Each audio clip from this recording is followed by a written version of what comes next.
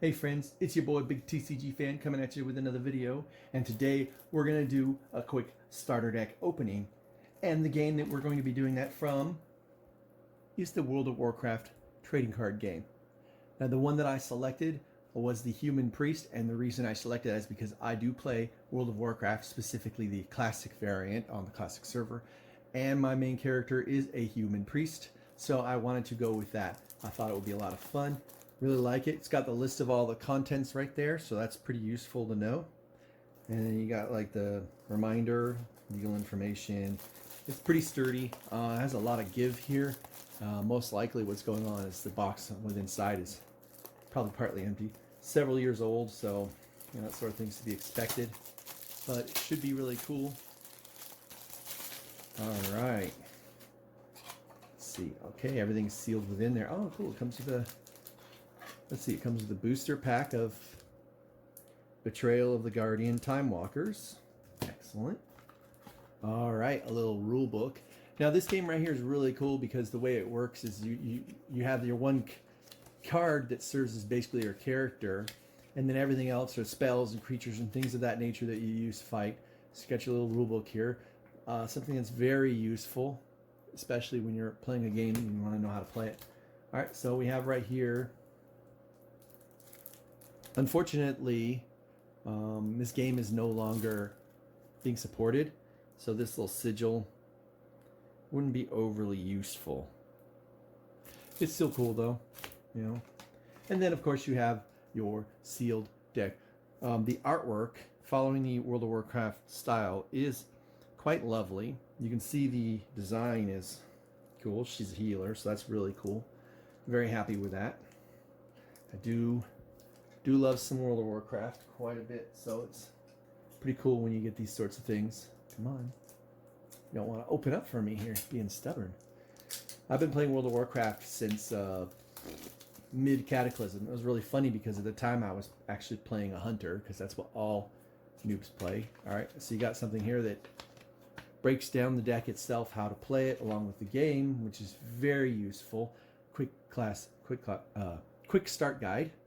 That'll prove useful. All right. So yeah, I was playing. Funny thing about Cataclysm is that I didn't play it very long, but for me, the most memorable moment was I was wandering along, and out of nowhere, Deathwing just showed up and completely fragged everything, including my sorry little level 30 self. So there's our Skylar Faye, Daughter of the Light. She's going to be the character, and then you have your different cards and abilities. The artwork, like I said, it's the classic World of Warcraft style. Lighting a bottle, essence of enmity.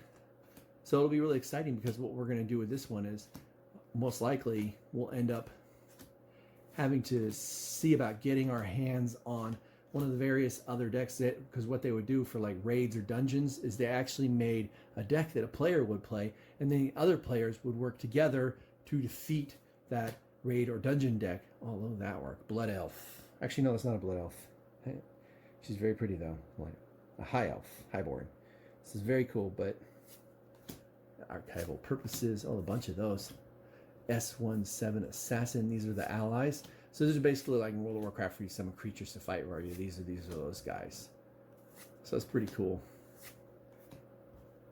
I do like it. You know, you can see it's very straightforward. As far as the packaging goes, I'm gonna give that packaging a 7.5. No, let's go with an 8. An 8. It was solid, but and like I said, it had a lot of give to it, and that could cause some trouble. But other than that, it was really good. As far as the artwork goes, like I said, I'm a World of Warcraft player, so my opinion is going to be probably biased. Like for example, I think this is very beautiful right here. So I'm going to go ahead and give this an 8. Very lovely. The World of Warcraft style or art is definitely not for everyone because it's like a anime almost, but it's not quite an anime style. It's kind of like I guess almost a Western anime style, this would be a way to put it. You know, because it's cartoony, but it's not quite anime. You know what I mean? I mean, if you play Yu-Gi-Oh or Pokemon, then you know, or any of the other games like those, you'll know. You know, Apprentice Steep Mage. See, I like that they mix it up. They got a lot of allies in this deck, but I mean, you know what anime art looks like, and this is definitely not it. A lot of allies. And okay, here's some more. Ability, discipline, discipline. So is she a discipline priest? I think you know what it is. Back then they didn't really label them discipline, holy or whatever, but redeeming dispel. Oh, that's pretty useful. Power, world, word, vitality. Nice. Nice. So yeah, my guess would be that this deck would rely on healing just to eventually overwhelm your opponent over time by preventing a lot of what they do from giving you that loss. Giving you the big L, I guess you'd say. And we do have one pack that we get to open, which is pretty exciting.